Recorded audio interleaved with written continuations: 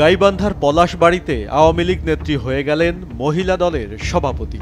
সম্প্রতি সামাজিক যোগাযোগ মাধ্যমে এ নিয়ে ব্যাপক আলোচনা সমালোচনার সৃষ্টি হয়েছে।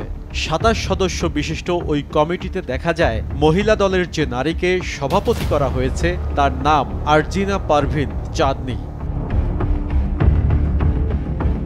আওয়ামী লীগের রাজনীতির সঙ্গে যুক্ত থেকে একসময় বিএনপির বিরুদ্ধে সক্রিয় ভূমিকা পালন করেছেন তিনি।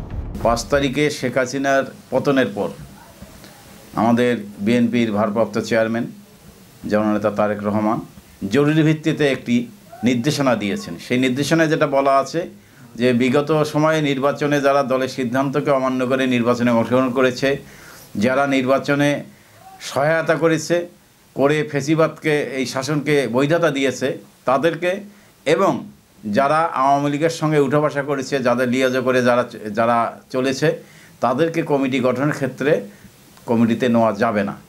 এক্ষেত্রে একজন আওয়ামী লীগ নেত্রীকে যদি কমিটিতে নেওয়া হয়ে থাকে, এটা শুধু দলীয় শৃঙ্খলা পরিপন্থী নয়, এটা একটা বেশ বড় অপরাধ বলে আমি মনে করি।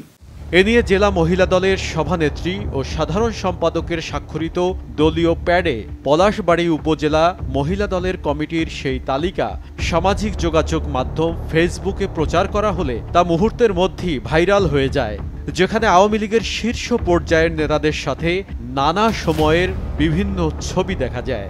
আমি পলাশবাড়ির বিভিন্ন পর্যায়ের নেতৃবৃন্দ, বিশেষ করে আমি উপজেলা বিএনপির সভাপতি, সাধারণ সম্পাদক মওদুদ আহমেদ, সভাপতি আব্দুস সামাদ, সেখানে পূর্বের নেতা শহীদুল ইসলাম রাজা, আমি তাদের সঙ্গে এই বিষয়টি নিয়ে মত বিনিময় করেছি, জানতে চেয়েছি তারা তাকে চেনেন কিনা।